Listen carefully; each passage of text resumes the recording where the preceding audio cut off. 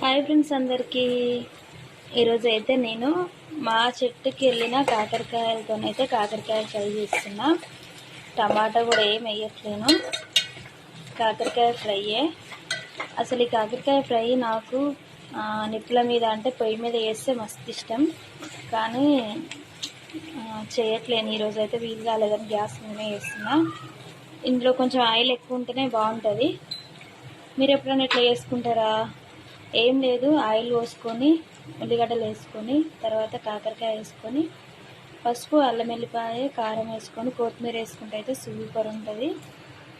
మీకు ఎవరికైనా తెలుసా? మీరు ఎవరైనా ఇట్లా వేసుకుంటారా? కామెంట్ అయితే వేయండి.